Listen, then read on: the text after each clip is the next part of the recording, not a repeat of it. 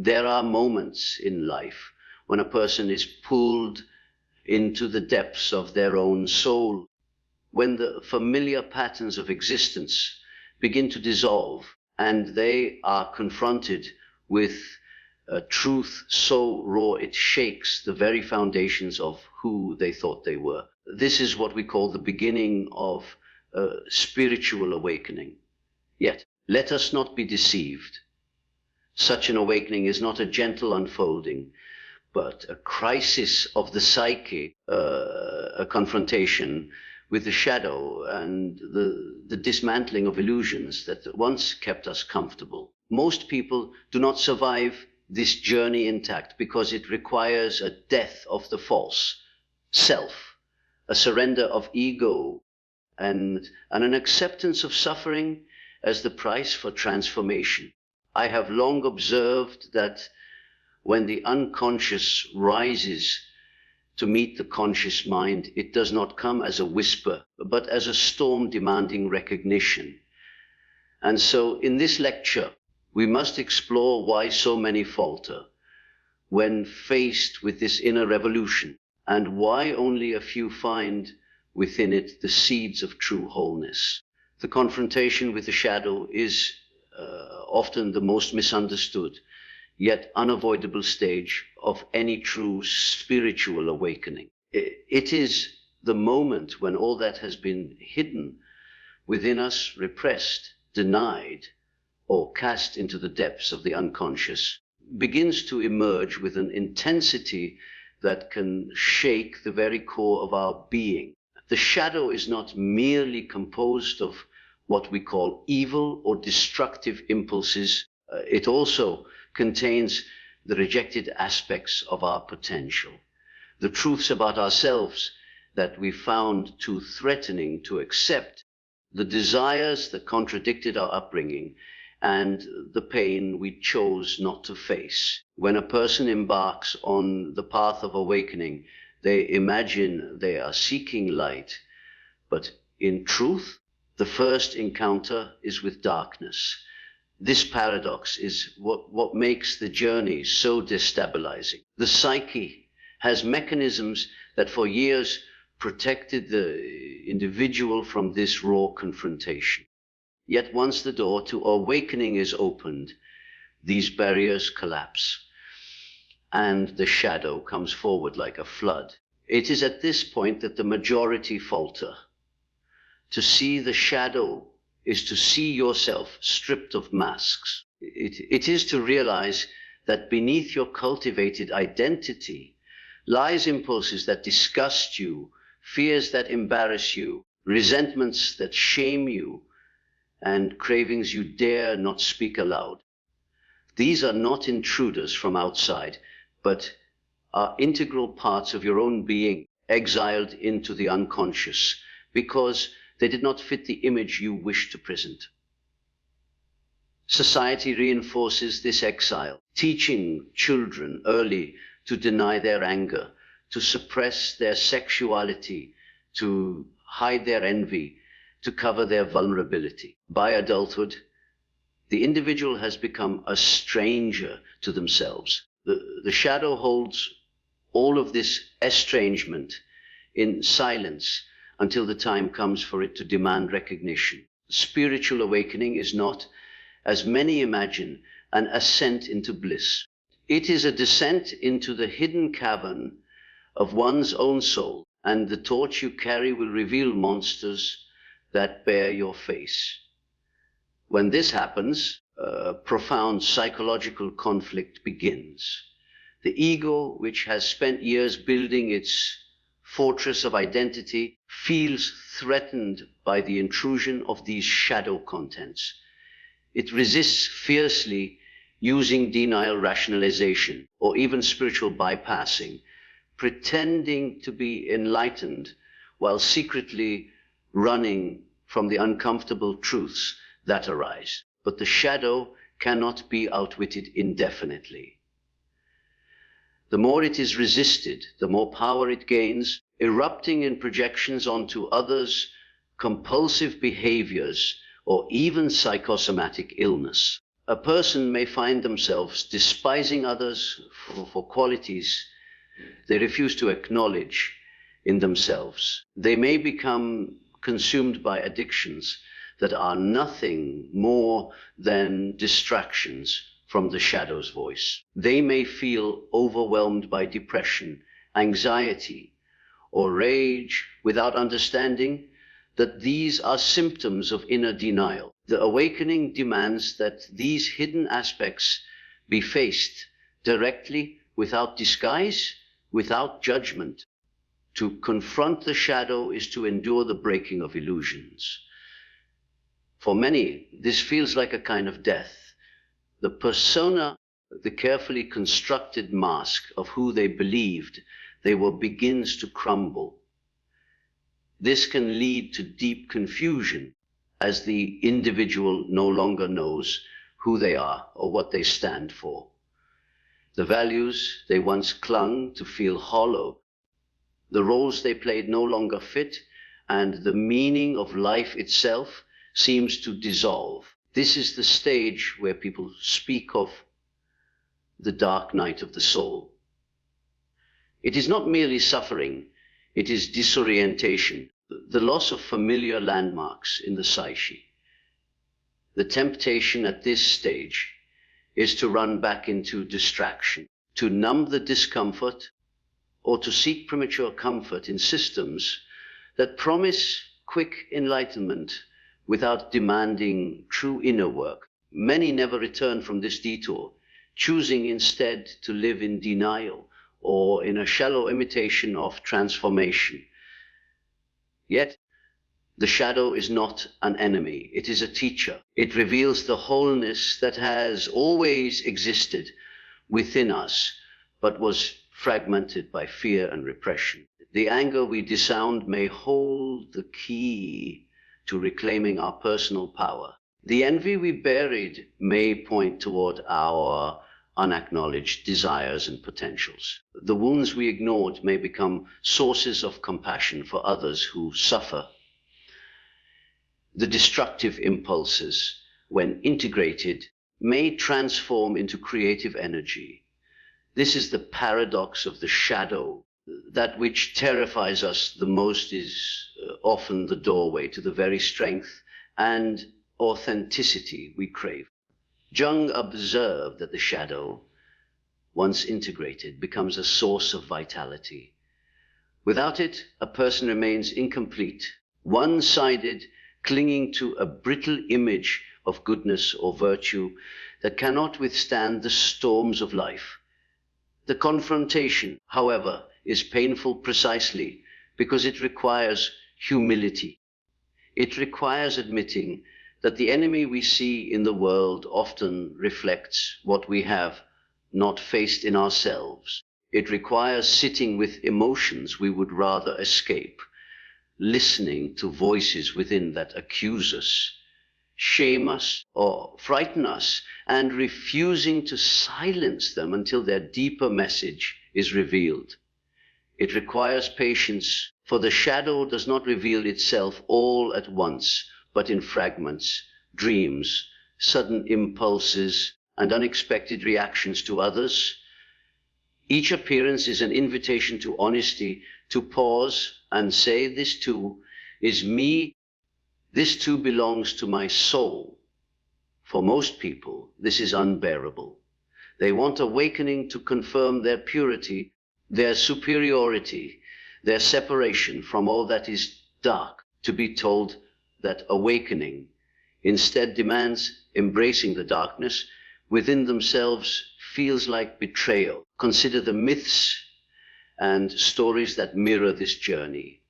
Heroes are often forced to descend into underworlds, to face dragons or demons, to endure trials that strip them of their pride.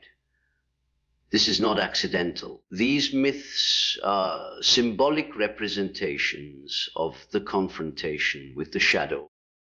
The dragon guarding the treasure is nothing other than the shadow guarding the fullness of the self.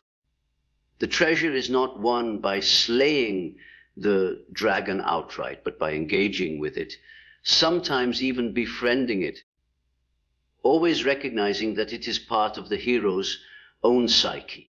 Those who try to kill the dragon without understanding it often perish, just as those who try to destroy the shadow without integrating it collapse into despair. The stories are reminders that survival lies not in conquest, but in transformation. From a psychological perspective, those who refuse the shadow's demands risk living a half-life.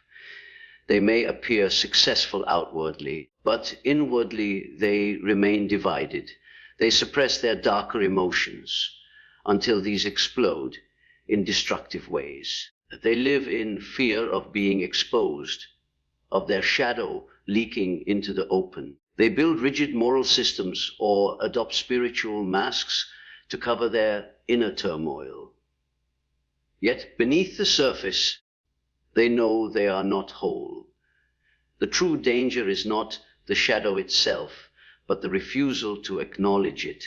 As Jung once remarked, one does not become enlightened by imagining figures of light, but by making the darkness conscious.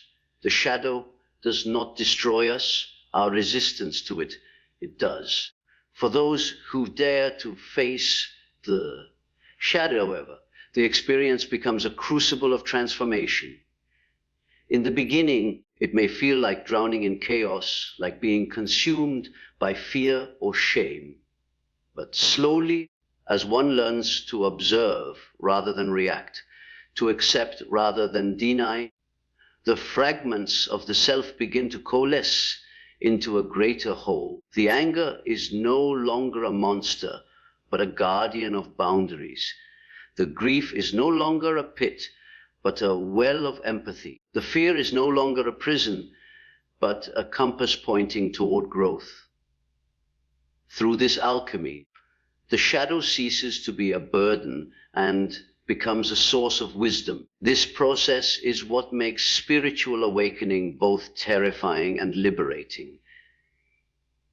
It is survival through surrender, power through vulnerability, and wholeness through integration. The shadow does not vanish once integrated. It remains a lifelong companion, always present, always offering new lessons as circumstances evolve. But the relationship changes. Instead of being haunted by it, one learns to dialogue with it. Instead of projecting it onto others, one recognizes its stirrings within. This inner honesty becomes the foundation of authenticity. Without it, any claim to awakening is incomplete, a facade that crumbles under pressure. With it, a person walks in the world with a depth that others can sense, for they have faced themselves and survived. They no longer need to hide behind illusions because they have embraced both their light and their darkness. This balance is what gives rise to true compassion, true strength, and true wisdom. The reason most people never survive their spiritual awakening is not because the path is impossible, but because the shadow demands more courage than they are willing to give.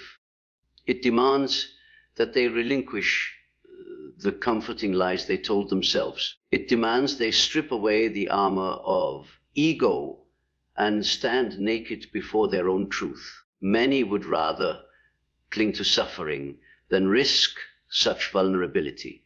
But for those who dare, the shadow's confrontation becomes the threshold to a life that is fuller, richer, and more real than anything they imagined before awakening tore them open.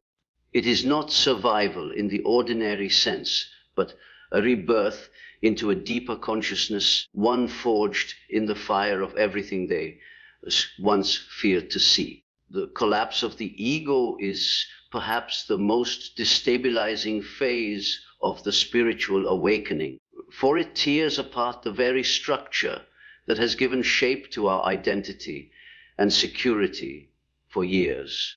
the ego is not inherently evil or unnecessary. It is the organizing principle of consciousness, the framework through which we navigate the world, make choices, and relate to others. Yet the ego, left unexamined, becomes inflated, convinced that it is the whole of the self rather than a part. It clings to its images, its achievements, its roles, and its possessions as though they define ultimate reality. When the forces of awakening rise from the depths of the unconscious, they collide with this rigid structure, and the result is collapse. This collapse does not arrive gently. It is experienced as a crisis, a stripping away of the familiar, dissolving of certainties that once held life together. The ego's collapse is rarely voluntary. People often pursue spirituality expecting peace, joy, or clarity, but instead they find their sense of self unraveling. The persona they worked so hard to maintain begins to crack. They may no longer feel at home in their careers, their relationships, their social circles, or even in their own skin. What once seemed stable feels fragile, and what once provided meaning feels empty. The collapse feels like annihilation, because the ego cannot imagine life beyond its own constructs. To the ego, surrender feels like death, and indeed it is a death, the death of the false self, the fabricated identity built upon fear, approval seeking, and survival strategies. When the ego collapses, the individual is often thrown into confusion. They may ask, who am I if I am not my job, my title, my success, my failures, my body, or my reputation? They may discover that their motivations were driven less by authentic desire and more by the need for validation. They may recognize that the relationships they invested in were sustained by dependency, projection, or fear of loneliness rather than true connection. This recognition is not comfortable. It is humiliating. It strips away pride and reveals the fragility of the structures upon which they stood. Such revelations are why many turn back from the awakening process. They prefer the illusion of stability over the rawness of truth. But the collapse of the ego is not destruction for its own sake. It is the necessary dismantling of barriers that prevent contact with the deeper self. Jung understood the ego as only one part of the psyche, important but limited.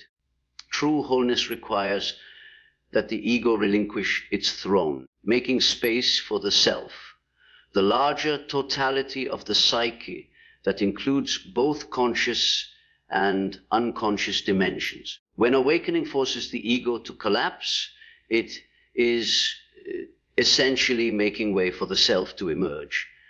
Yet for the individual, this feels like chaos. The loss of identity leaves them vulnerable, exposed, and uncertain. The ego resists fiercely, grasping at old roles or adopting new masks in an attempt to reassert control.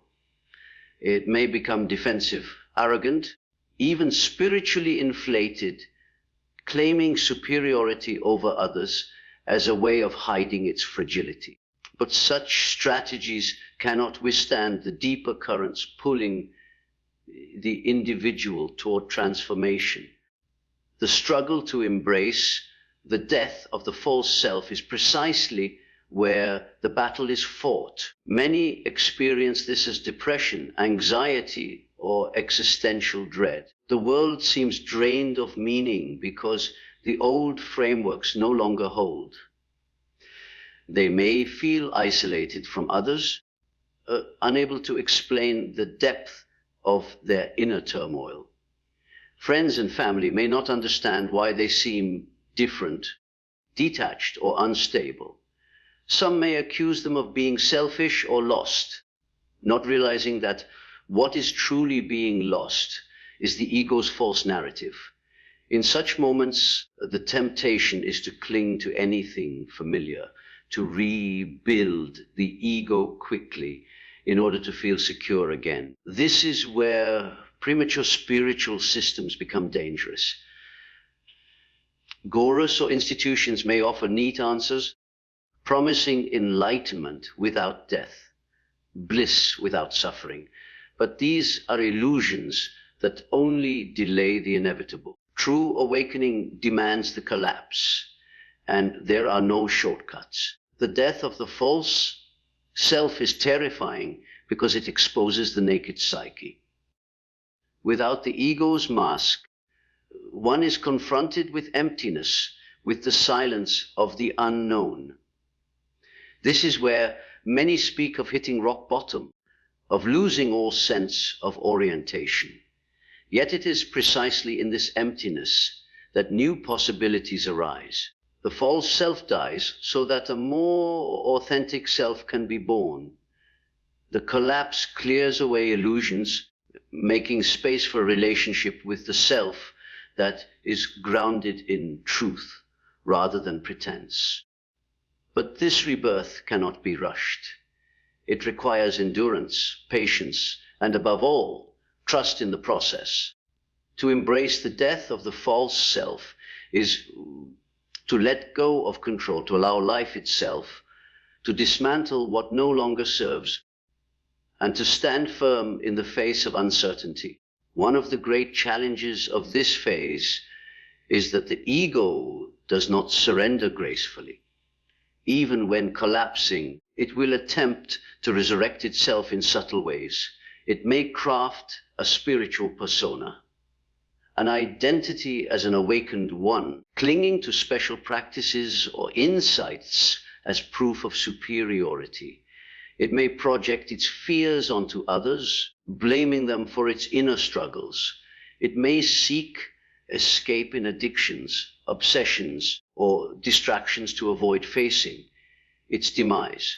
These are not signs of failure, but signs of resistance, natural defenses of the psyche trying to preserve coherence.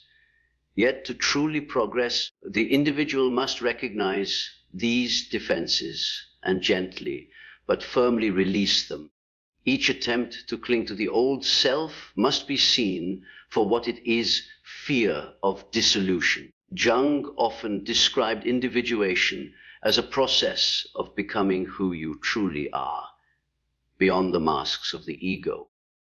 The collapse is not the end of identity, but the end of false identity. What emerges afterward is not an empty void, but a fuller, deeper sense of self that is aligned with the totality of the psyche. This deeper self does not cling to rigid definitions. It is fluid, dynamic, and capable of embracing paradox. It acknowledges the light and dark within, the strength and weakness, the joy and sorrow, without needing to hide or exaggerate any part. This is why the collapse, devastating, is ultimately liberating. It frees the individual from the tyranny of appearances and the endless striving to maintain an image. The process can be likened to the destruction of a house built on unstable ground. The demolition feels catastrophic, but only by tearing it down can a stronger foundation be laid. If the house remained, it would eventually collapse under its own weight, causing greater harm. Similarly, the ego built on fear and illusion cannot endure the storms of awakening. It must give way so that a truer structure can arise. The rubble of the old self becomes the soil from which new growth emerges. But during the collapse, the individual sees only ruin. They cannot yet imagine the wholeness that will come. Faith is required, not blind faith in doctrines, but faith in the psyche's innate drive toward integration. It is crucial to understand that the collapse does not erase the ego entirely. The ego remains necessary as a mediator between the inner and outer worlds. What changes is its position. Instead of ruling as a tyrant, the ego becomes a servant of the self, humbled and balanced. It no longer clings to illusions of control, but learns to cooperate with the deeper wisdom of the unconscious. This reorientation is the essence of transformation. It is not about annihilating the ego, but about dethroning it, placing it within its rightful context. For those enduring the collapse, it helps to see it as initiation. Ancient rites of passage often included symbolic death, stripping away the old identity before a new one could be embraced. Spiritual awakening follows a similar pattern. The false self dies, and through that death, the individual is initiated into a deeper reality. But unlike tribal rites, this initiation often occurs in solitude, without guides or community to support the process. This isolation intensifies the struggle, yet it also ensures that the transformation is deeply personal, rooted in one's own experience rather than external validation. To survive this phase requires courage. The courage to sit with uncertainty, to resist the urge to rebuild too quickly, and to allow the emptiness to reveal its hidden gifts. It requires humility, the willingness to admit that everliness to who you thought you were may have been a farce aid. And it requires honesty, the recognition of how much of your life was driven by fear, approval, seeking, or avoidance of pain. These qualities are not cultivated overnight. They are forged in the fire of collapse itself, emerging only after the ego has surrendered its illusions. The struggle to embrace the death of the false self is not won in a single moment, but repeated many times. The ego collapses in layers, each revealing deeper truths, each demanding further surrender. The process is cyclical, with periods of disorientation, followed by moments of clarity, only for new layers of illusion to be revealed. This ongoing death and rebirth is the rhythm of true awakening. Those who expect a single dramatic event often despair when the process continues, but those who accept its ongoing nature find strength in patience, realizing that transformation is not a destination, but a lifelong unfolding. In the end, the collapse of the ego is the crucible of awakening. It strips away what is false, so that what is true can emerge. It humiliates the prideful, but exalts the humble. It terrifies the clinging ego, but liberates the soul. It is both death and birth, destruction and creation, chaos and order. And though most people flee from it, those who endure find themselves reborn into a life of greater depth, authenticity, and connection to the self. The collapse is not a curse, it's not an end, but a beginning demanding that the old die so that the new may live. The path toward individuation is the culmination of the spiritual awakening journey, and it is not a path of escape, but of survival through integration. Individuation is the process of becoming whole, the lifelong unfolding of the self in which the conscious and unconscious come into dialogue. The shadow is recognized, the ego is humbled, and the larger self emerges as the guiding principle. It is a path that demands endurance, honesty, and profound courage, because it requires facing not only the light, but also the darkness within. The truth is that most people resist this path precisely because it does not offer the comfort of avoidance. It does not allow one to bypass pain, reject fear, or deny weakness. Individuation insists that the fragments of the psyche be embraced and woven together into a more complete and authentic whole.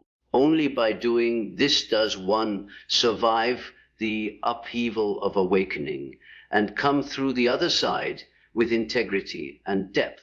Integration is at the heart of individuation. The psyche, as Jung observed, is not a simple construct, but a vast interplay of opposites, conscious and unconscious, light and dark, masculine and feminine, order and chaos, persona and shadow. Most people live one-sided lives, identifying strongly with certain qualities while repressing or denying their opposites. A man may cling to strength while repressing vulnerability. A woman may cling to nurturing while repressing ambition. A religious devotee may cling to piety while repressing doubt. These denials create imbalance, and the repressed aspects do not vanish. They retreat into the unconscious and await recognition. Spiritual awakening stirs these repressed elements, bringing them into awareness, often in uncomfortable or even terrifying ways. Individuation means allowing these opposites to coexist, learning to hold paradox without collapsing into extremes. This requires a kind of maturity that few develop, because it is far easier to live in denial, clinging to one side of the self and rejecting the other. The survival of awakening, therefore, depends on integration. When the shadow arises, it must be acknowledged and given its place. When the ego collapses, it must be reoriented rather than annihilated. When unconscious contents erupt in dreams, impulses, or projections, they must be examined and understood rather than dismissed. The work of individuation is painstaking, requiring daily attentiveness to the psyche's movements. It is not glamorous. It does not provide instant gratification. It often feels like stumbling in the dark, fumbling for meaning in symbols, synchronicities, and the whispers of the unconscious. Yet over time, patterns emerge. The fragments of the self begin to connect, revealing a deeper coherence. What once seemed like chaos is recognized as the unfolding of a larger order, one that transcends the ego's limited perspective. This path is demanding because it refuses shortcuts. Many spiritual seekers attempt to avoid the difficult work of integration by clinging to dogmas, chasing ecstatic experiences, or immersing themselves in rituals that provide temporary transcendence but do not lead to wholeness. They confuse awakening with escape, believing that enlightenment means rising above human struggles rather than entering more deeply into them. Individuation exposes the falseness of this illusion. True survival of awakening does not mean floating in eternal bliss, but becoming more fully human, embracing both suffering and joy, both shadow and light, both mortality and eternity. It means living in the tension of opposites without denying either side. This is why individuation is not for the faint of heart. It demands that a person stop running from themselves and begin the work of integration with ruthless honesty. Consider the role of dreams in this process. Dreams are messages from the unconscious, rich with symbols that reveal what the conscious mind ignores or denies. To pay attention to dreams is to open a dialogue with the unconscious, to invite its wisdom into waking life. Many people dismiss dreams as meaningless, but Jung insisted they are essential guides on the path of individuation. They reveal the shadow, they warn of imbalance, they offer glimpses of the self. Engaging with dreams is a way of integrating unconscious material, of making the darkness conscious. This practice is not easy. Dreams often speak in riddles, showing grotesque images, frightening scenarios, perplexing symbols. But to dismiss them is to ignore the voice of the unconscious. The survival of awakening depends on listening to these voices, however strange or unsettling, and discerning their meaning in one's life. Another vital aspect of individuation is the recognition and withdrawal of projections. When we deny aspects of ourselves, we unconsciously project them onto others. We may see in others the qualities we refuse to admit in ourselves. Our anger, our jealousy, our ambition, our weakness. This distorts our relationships, leading to conflict, idealization, or resentment. Awakening exposes these projections, often through painful confrontations in relationships. The person who once seemed a savior now reveals flaws. The enemy turns out to reflect our own insecurities. The partner embodies qualities we cannot face in ourselves.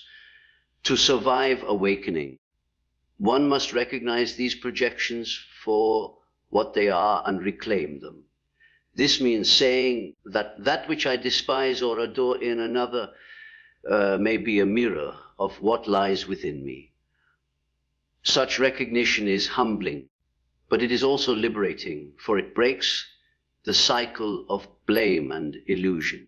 The archetypes that live within the collective unconscious also play a role in individuation. Archetypes are universal patterns, mother, father, hero, trickster, sage, that shape human experience across cultures and histories.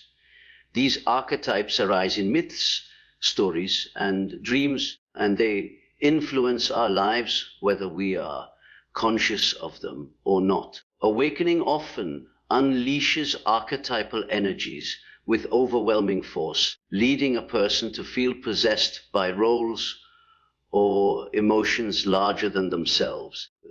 To integrate these archetypes is to recognize them as parts of the psyche, to honor their power without being consumed by them. For example, the hero archetype may inspire courage, but also inflate the ego if unchecked. The trickster may bring creativity, but also chaos if not balanced. Individuation means becoming aware of these forces, learning to relate to them rather than be ruled by them, and incorporating their wisdom into a balanced self. Perhaps the greatest challenge on this path is learning to live with paradox. The psyche is not simple. It contains contradictions that cannot be resolved by logic alone. The individual on the path of individuation must learn to accept that they are both strong and weak, both noble and flawed, both eternal spirit and mortal flesh. This is intolerable for the ego, which craves simplicity and certainty. But individuation requires living in this tension, holding the opposites without collapsing into one side. This balance creates depth. A person who integrates both light and shadow, both reason and intuition, both individuality and collectivity, becomes whole, not perfect, but authentic. Such wholeness is rare because it requires endurance. Most would rather settle for partiality, clinging to a simplified identity rather than facing the complexity of their true self. The survival of awakening through individuation is not only psychological, but also spiritual. It involves recognizing that the self, as Jung described, is both the center and the circumference of the psyche. It is not merely personal, but also connected to the collective, unconscious, the reservoir of shared human experience. Individuation, therefore, aligns the individual with something larger than themselves, something transcendent. This connection brings a sense of meaning that cannot be manufactured by the ego. It reveals that life is not random, but imbued with symbolic significance, that our struggles are part of a larger pattern, and that our personal journey is connected to the archetypal journey of humanity itself. The implications of individuation ripple outward into every aspect of life. Relationships become less about dependency or projection and more about authentic connection. Work becomes less about status or survival and more about expression of the deeper self. Suffering is no longer seen as meaningless torment, but as a teacher that reveals hidden truths. Joy is no longer shallow pleasure, but a deep resonance with wholeness. Individuation transforms the way one relates to the world, not by escaping it, but by engaging with it more fully, more honestly, more courageously. Yet individuation is never complete. It is a lifelong journey, a spiral rather than a straight line. Each stage of life brings new challenges, new aspects of the unconscious to be integrated, new paradoxes to be embraced. To survive awakening is to commit to this ongoing process, to accept that wholeness is always unfolding, never fully attained. This humility protects against spiritual pride, reminding the individual that they are always a work in progress. Most people, however, do not choose this path, and they retreat into avoidance, clinging to the ego's illusions, rejecting the shadow, denying the unconscious, and numbing themselves with distractions. They survive biologically, but not spiritually. Their awakening collapses into confusion or is buried beneath denial. Only those who commit to integration, who dare to face themselves fully, survive in the deeper sense, emerging not unscarred, but transformed, carrying within them the wisdom of wholeness. The path of individuation is the path of survival, not because it spares us from suffering, but because it teaches us how to transform suffering into meaning, chaos into order, fragmentation into unity. It is survival through integration, the alchemy of becoming fully human, the journey from brokenness into wholeness, and the unfolding of the self that has been waiting all along to be realized.